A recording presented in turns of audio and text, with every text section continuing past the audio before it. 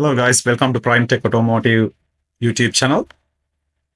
I'm going to perform a timing belt tensioner and the oil seal change on a Ford Ranger 3-liter diesel engine, which is PJ and PK Ranger. As I'm showing now, there are a couple of 10mm bolts you need to remove, get access to the timing cover, and take the timing cover off. Then you can see the timing belt. You don't need to remove the radiator, fan, or the drive belt to do this job. So first of all, you're gonna align the timing mark before you're removing the timing belt. So as you can see, that's the cam mark. And I'm gonna show you next the timing actual crank mark on the timing. If you can see down there, there's a notch on the actual housing against the crank gear. That's where the timing crankshaft mark is. So guys, before you removing the belt, make sure you align in the timing mark correctly. You don't need a special tool for this timing belt job. It's pretty easy, a couple of hours if you do with the seals and everything. So once you align the timing mark, you can undo the timing belt tensioner, the hydraulic tensioner, and remove it. That's a 14mm bolt.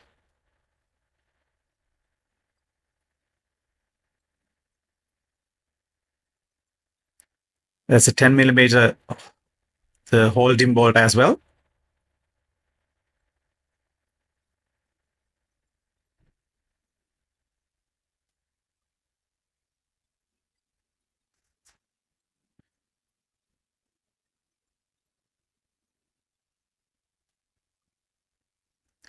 So on this engine, I've done valve adjustment, rocker cover leak repair, and at the same time, I'm doing the timing belt as well. So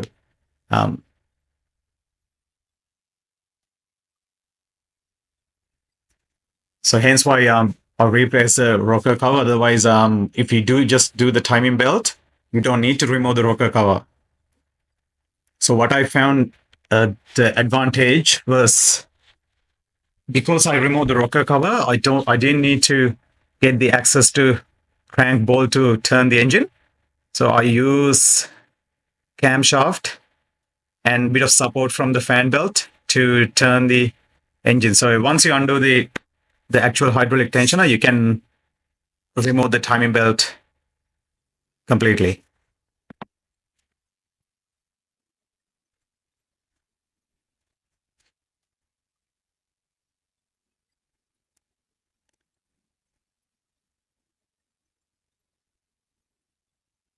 So as I mentioned, I use a shifter to hold the camshaft and remove the cam sprocket bolts.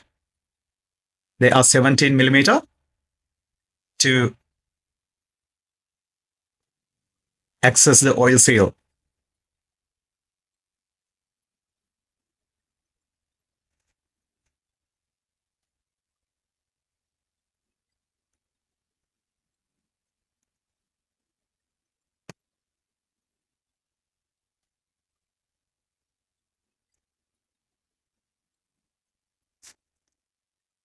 So inlet and exhaust cams are different. There are marks in it. Inlet cam says I, and the exhaust cam says E. So when you're installing it, you won't have trouble finding it, which one is correct, which one goes to which, because there are these identification marks helps anyone. That's the idler pulley for the timing belt.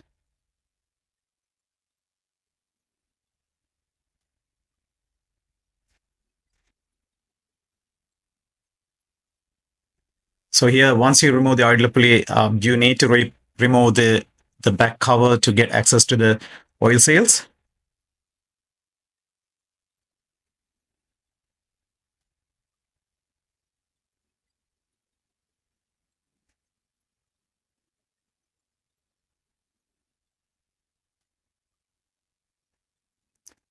Yep, that's the oil seals. You can use a screwdriver or oil seal puller, a proper tool without damaging the crankshaft. Sorry, not the crankshaft, camshaft. So just pull against the camshaft and remove the oil seal and replace it.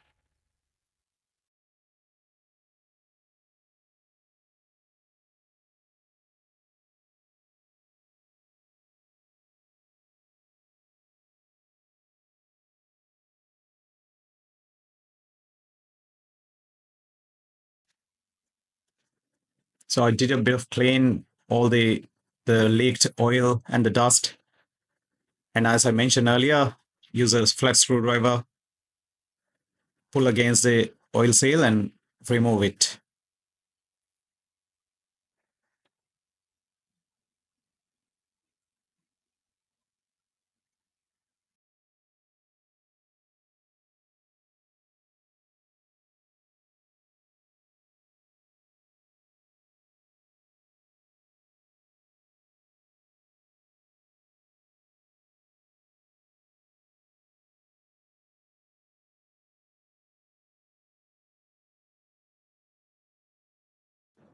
So this is an important step, guys. So apply some lubricant like a rubber grease or a bit of oil inside of the oil seal before you install it. And also when you're installing it, insert the oil seal on a sideways and make it align and push it inwards. So that way you won't damage the internal rubber or the spring of the oil seal.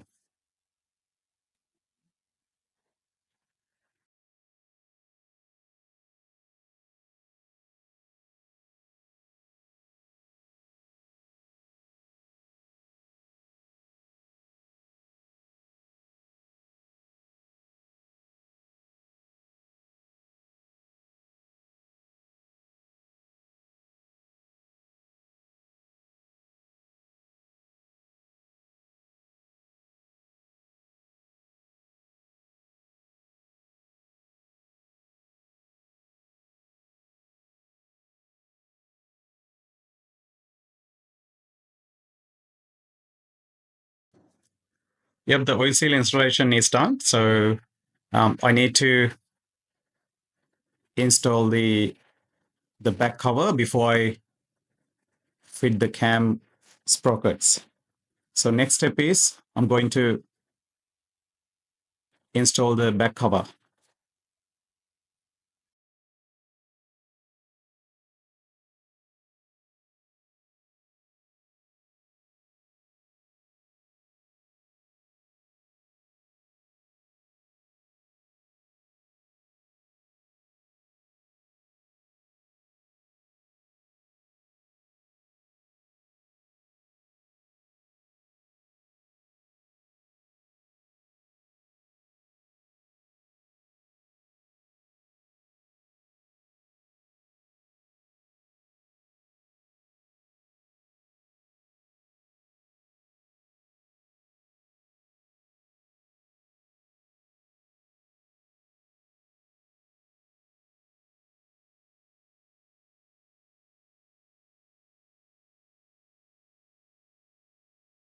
Oh, just find the correct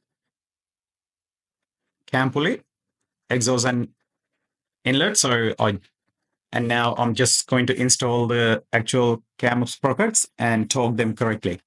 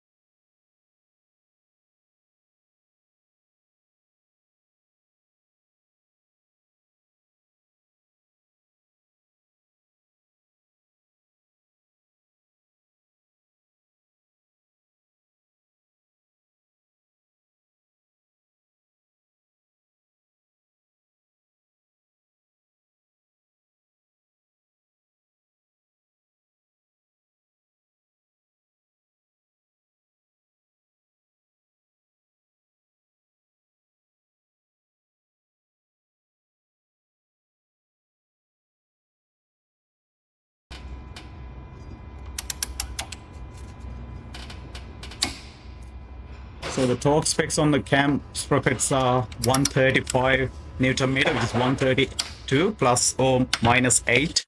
So when you torque them, I used a camshaft to hold the camshaft and torque it correctly. Oh, this procedure, I got this from the timing belt kit which I purchased. It's how to air bleed the hydraulic tensioner. Just follow these guides. That will help. So I thought maybe I attached the video as well.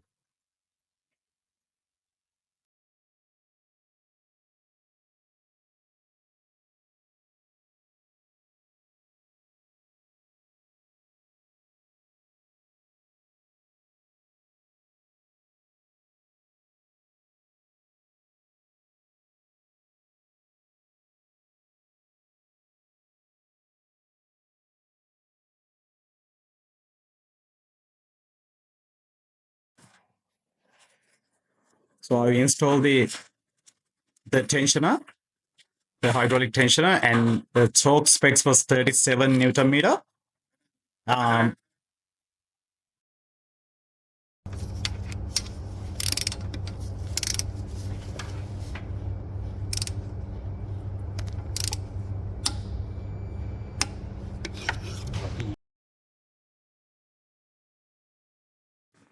so this is the actual hydraulic tensioner bleeding procedure, air bleed procedure. So use a 39 Newton meter force where the Allen key hole is.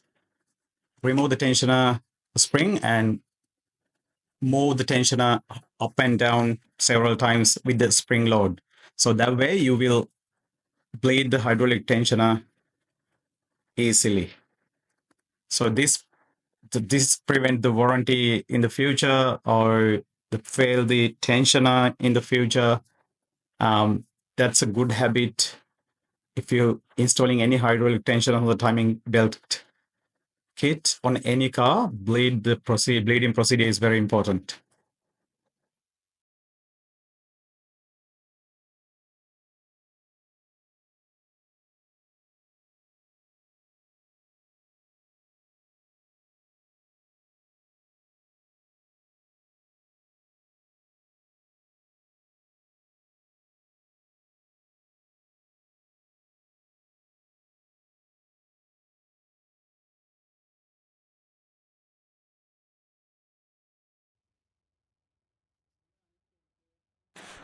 So here's comes to a spot that I'm installing the timing belt.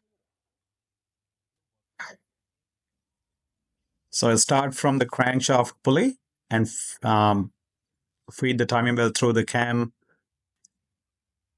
and I'm just trying to do without removing the tensioner. I'll see if I can do that. So what I was trying to do is I tried to do without removing the tensioner. I couldn't do it. Then I undo the tensioner and take the tension out. And now I'm just gonna keep the belt on position. So I'm going to use a cable tie to hold the belt on a cam pulley. Then I'm going to remove the timing tensioner, the hydraulic tensioner out. I think that way is easy to install the belt.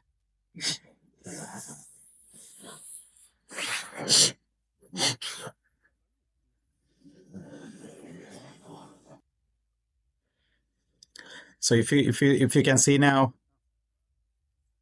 while I'm moving the actual camshaft by using a spanner through the camshaft, just getting the belt stretched through the actual timing gear.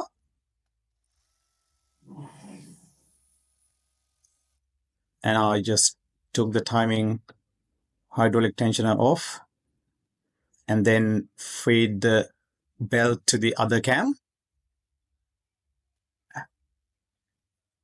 And as I mentioned earlier, I use a cable tie to hold the belt on the cam pulley, and also to the other side, as well as I use a clamp to hold the belt on the bottom, near the crank pulley. I will show you guys shortly how I hold the belt on the crank pulley too. Because if you don't hold it when you're installing it, you will have some hassles. The belt comes out, or jump tooth on the crankshaft. So prevent doing that, you can use either cable ties or securing clamp, not to without damaging the belt. Do not crimp the belt with anything hard. That can cause to damage the belt. So as you can see, I use a clamp on the crankshaft and also two cable ties to hold the belt on the camshaft. Then install the tensioner and torque the tensioner to correct specs. And I'm just making sure that's the clamp I was talking about earlier. And just make sure all the timing marks are okay. And then remove all the cable ties and the clamps. Yeah, so the job is pretty much done. Then what you can do before you start the car, so just remove the tensioner hydraulic pin and turn the engine for a couple of turns, about 2 to 3 turns, and make sure no valves hitting. And yes, the job is done. Thanks for watching, guys. Just leave us a comment, subscribe to my channel. Thanks again.